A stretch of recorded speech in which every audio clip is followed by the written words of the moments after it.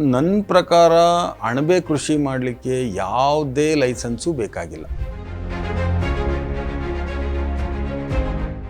ಬ್ಯಾಂಕಲ್ಲಿ ಅಕೌಂಟ್ ಇದ್ದರೆ, ಟ್ರಾನ್ಸಾಕ್ಷನ್ ಎಲ್ಲ ಚೆನ್ನಾಗಿದ್ದರೆ ತುಂಬ ಈಸಿಯಾಗಿ ಕೊಡ್ತಾರೆ. ಮುಖ್ಯವಾದ ಬಂಡವಾಳ ಅಂತಂದರೆ ಈ ನಮ್ಮ ಹತ್ರ ಆಲ್ರೆಡಿ ಕನ್ಸ್ಟ್ರಕ್ಟೆಡ್ ಮನೆಗಳು ಅಥವಾ ರೂಮ್ಸ್ ಇದ್ದರೆ, ಸೊ ಉಳಿದಿದ್ದಂತಂದರೆ ನಮಗೆ ಕಚ್ಚಾ ವಸ್ತುನ ಒಂದು ಬಂಡವಾಳ ಹೆಚ್ಚಿಗಿರುತ್ತೆ. ಅಣಬೆ ಅಂದರೆ ಇದು ನಾವು ತೋಟಗಾರಿಕಾ ಒಂದು ಬೆಳೆಯಾಗಿರೋದ್ರಿಂದ ಯಾವುದೇ ತೋಟಗಾರಿಕೆ ನೀವು ಯಾವ ಥರ ಬೆಳಿತೀರಿ ಅದೇ ಥರ ಇದನ್ನು ಬೆಳಿಲಿಕ್ಕೆ ಅವಕಾಶ ಇದೆ. ಹಾಯ್ ಹಲೋ ನಮಸ್ಕಾರ, ವೆಲ್ಕಮ್ ಟು ಬಾಸ್ವಾಲಾ ಫಾರ್ಮಿಂಗ್ ಚಾನಲ್. ನಾನು ಚೈತ್ರ. ಸ್ನೇಹಿತರೆ, ಈಗ ಅಣಬೆಗೆ ಯಾವ ರೀತಿಯಾಗಿ ಡಿಮಾಂಡ್ ಇದೆ ಅನ್ನೋದು ನಾನು ಸಪ್ರೇಟ್ ಆಗಿ ಹೇಳಬೇಕಾಗಿಲ್ಲ. ಯಾಕಂತಂದ್ರೆ ಚಿಕ್ಕ ಮನೆಯಿಂದ ಹಿಡಿದು ದೊಡ್ಡ ದೊಡ್ಡ ಹೋಟೆಲ್ವರೆಗೂ ಕೂಡ ಅಣಬೆಯನ್ನ ಬಳಕೆ ಮಾಡ್ತಾರೆ.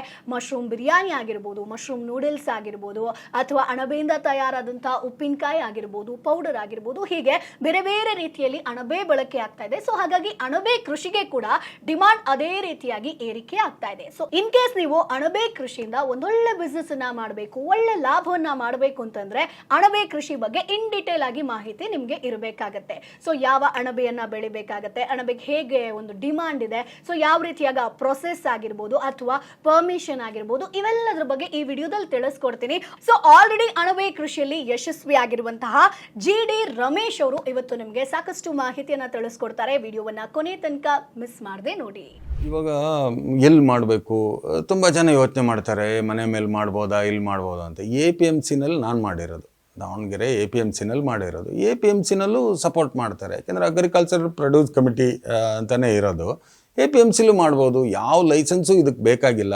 ನಿಮ್ದು ಏನಾದ್ರು ಬ್ರ್ಯಾಂಡ್ ಮಾಡಿ ಪಾಪಡ್ ಮಾಡ್ತೀನಿ ಅಥವಾ ಪಿಕ್ಕಲ್ ಮಾಡ್ತೀನಿ, ಅದಕ್ಕೆ ಬ್ರ್ಯಾಂಡ್ ಮಾಡ್ತೀನಿ ಅಂದರೆ ಮಾತ್ರ GST ಮತ್ತು ಆಹಾರ ಇಲಾಖೆಯಿಂದ ಪರ್ಮಿಷನ್ ಬೇಕಾಗುತ್ತೆ. ಅವೆಲ್ಲ ಏನು ಸಿಂಪಲ್ಲಾಗೆ ಕೊಡ್ತಾರೆ, ಅದೇನು ಭಾಳ ದೊಡ್ಡ ಇದೇನಲ್ಲ.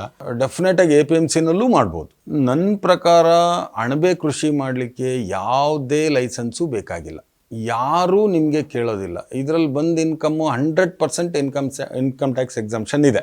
ಇದಕ್ಕೆ ಯಾವುದೇ ಥರದ ಲೈಸೆನ್ಸು ಬೇಕಾಗಿಲ್ಲ. ಅದೇ ಒಂದಂದರೆ ಏನಾದ್ರು ಬ್ರ್ಯಾಂಡ್ ಮಾಡಿಬಿಟ್ಟು ಮಾರ್ತೀನಿ ಅಂದರೆ ಮಾತ್ರ 5% GST ಬರುತ್ತೆ. ಅವಾಗ GST ರಿಜಿಸ್ಟ್ರೇಷನ್ ಅದೆಲ್ಲ ಸಿಂಪಲ್ ಇದೆ. ಇವಾಗ ಮೊದಲು ಥರ 20,000 ಕೊಟ್ಬಿಟ್ಟು, ತುಂಬ ಜನಕ್ಕಿನ್ನೂ ಗೊತ್ತಿಲ್ಲ ಅದು ಎಷ್ಟು ಸಿಂಪ್ಲಿಫೈ ಮಾಡಿದ್ದಾರೆ ಅಂತ. 20,000 ಇದು ಕೊಡಬೇಕು, ಅಲ್ಲಿ ಫ್ಲೆಡ್ಜ್ ಮಾಡಬೇಕು, ಹಿಂಗೆಲ್ಲ ಐತಿ. ಏನಿಲ್ಲ, ಆನ್ಲೈನ್ ಇವತ್ತು ಅಪ್ಲೈ ಮಾಡಿದರೆ ನಾಳೆ ನಾಡಿದ್ರಲ್ಲಿ ಬಂದು ಇನ್ಸ್ಪೆಕ್ಷನ್ ಮಾಡಿಬಿಟ್ಟು ಒಂದು GST ನಂಬರ್ ಕೊಡ್ತಾರೆ. ಎಷ್ಟು 500 ರೂಪೀಸೋ 1000 ರೂಪೀಸ್ ಖರ್ಚಾಗ್ಬೋದು ಅಷ್ಟೇ. ಆ ಥರ ಎಲ್ಲ ಮಾಡ್ಬೋದು.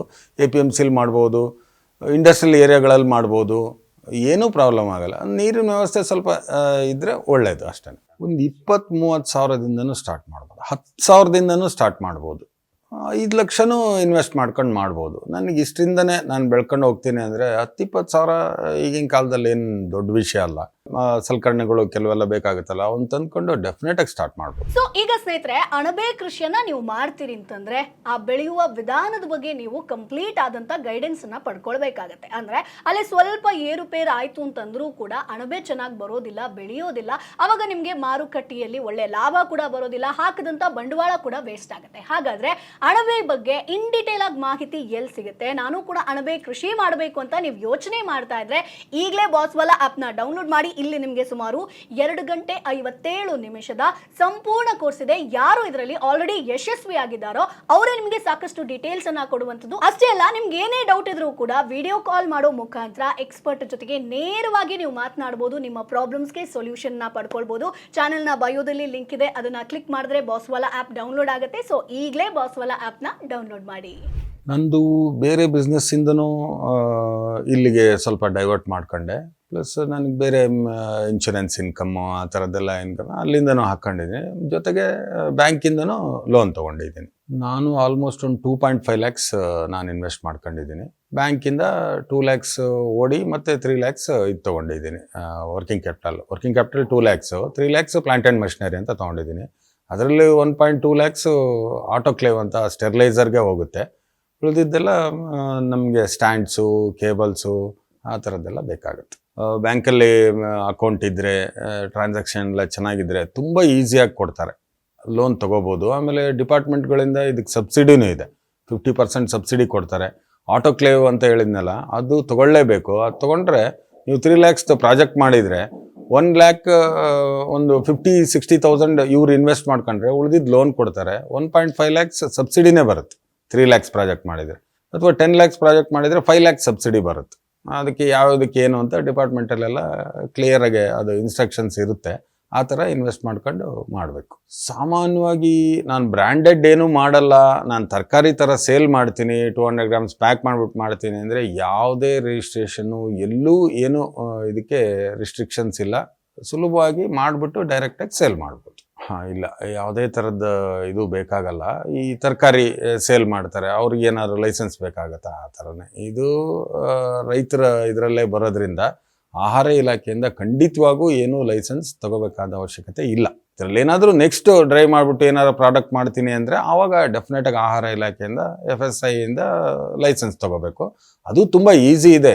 ಇವಾಗ ಲೈಸೆನ್ಸ್ ತಗೊಳ್ಳೋದು ಅಂದರೆ ಮೊದಲು ಥರ ಇಲ್ಲ. ಆನ್ಲೈನ್ ಅಪ್ಲೈ ಮಾಡೋದು, ಅವ್ರು ಬಂದು ಇನ್ಸ್ಪೆಕ್ಷನ್ ಮಾಡ್ತಾರೆ, ಲೈಸೆನ್ಸ್ ಕೊಡ್ತಾರೆ. ಈಗಿನ ಸರ್ಕಾರಗಳೆಲ್ಲ ತುಂಬ ಆನ್ಲೈನ್ ಮಾಡಿರೋದ್ರಿಂದ ಎಲ್ಲೂ ಹೋಗ್ಬೇಕಾಗಿಲ್ಲ. ಏನು ಅಪ್ಲೈ ಮಾಡಿದರೆ ಅವ್ರು ಬರಲೇಬೇಕು, ಲೈಸೆನ್ಸ್ ಕೊಡಲೇಬೇಕು, ಕೊಡ್ತಾರೆ. ನೀವು ಮಾಡ್ತಾ ಇರ್ತೀರಿ, ಅವ್ರು ಕೊಡ್ತಾರೆ ಅಷ್ಟೇ.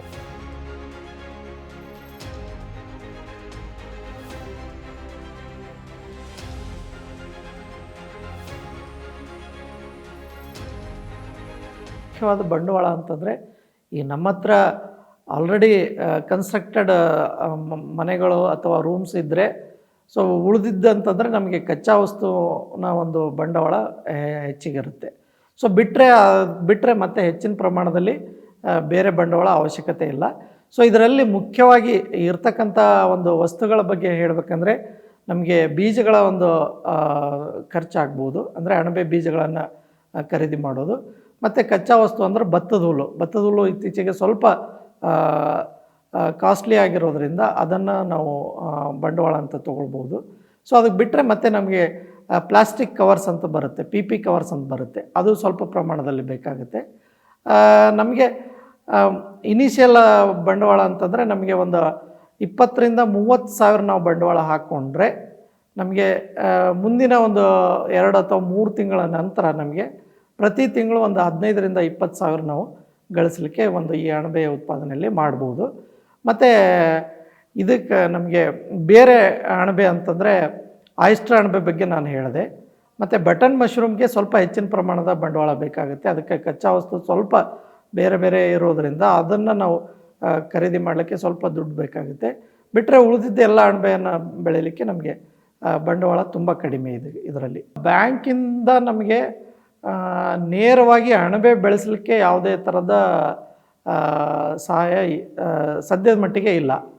ಬಟ್ ನಮ್ಮ ಭಾರತ ಸರ್ಕಾರದ ಯೋಜನೆಯಲ್ಲಿ ನ್ಯಾಷನಲ್ ಹಾರ್ಟಿಕಲ್ಚರ್ ಮಿಷನ್ ಅಂತ ಇದೆ. ಸೊ ಅದರ ಅಡಿಯಲ್ಲಿ ನಮಗೆ ಸಹಾಯಧನ ಅಂತ ಕೊಡ್ತಾರೆ. ಅಂದರೆ 40% 50% ಸಹಾಯಧನ ಕೊಡ್ತಾರೆ.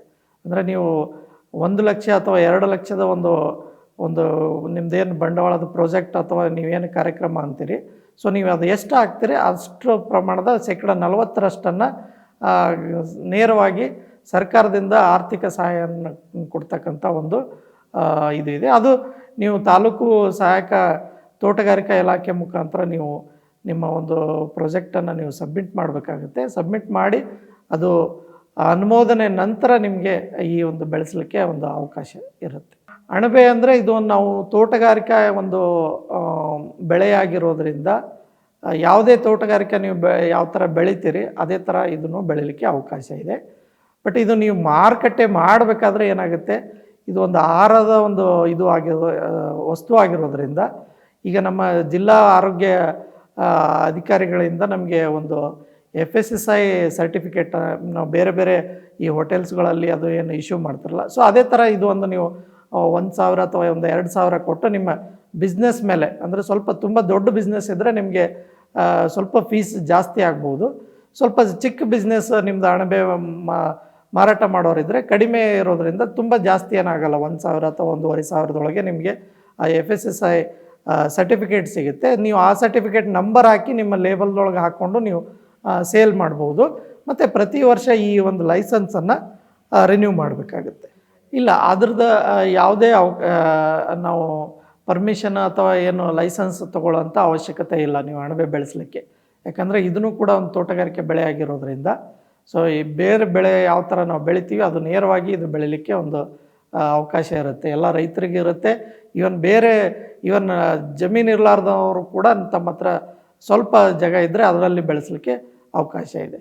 ಬೇರೆ ಯಾವುದೇ ಥರದ ಲೈಸೆನ್ಸ್ ತಗೊಳ್ತಾ ಅವಶ್ಯಕತೆ ಇರೋದಿಲ್ಲ. ಸೊ ಈ ಒಂದು ವಿಡಿಯೋ ನಿಮಗೆ ಯೂಸ್ಫುಲ್ ಆಗಿರುತ್ತೆ ಅಂತ ಅನ್ಕೊಳ್ತೀನಿ. ಮುಂದಿನ ವಿಡಿಯೋದಲ್ಲಿ ಮತ್ತಷ್ಟು ಕೃಷಿ ಐಡಿಯಾ ಜೊತೆ ಮತ್ತಷ್ಟು ಮಾಹಿತಿ ಜೊತೆ ನಾನು ನಿಮ್ಮ ಮುಂದೆ ಹಾಜರಿರ್ತೀನಿ. ಅಲ್ಲಿವರೆಗೂ ಬೈ ಬಾಯ್. ಬಾಸ್ ವಾಲಾ, ಬಿ ದ ಬಾಸ್.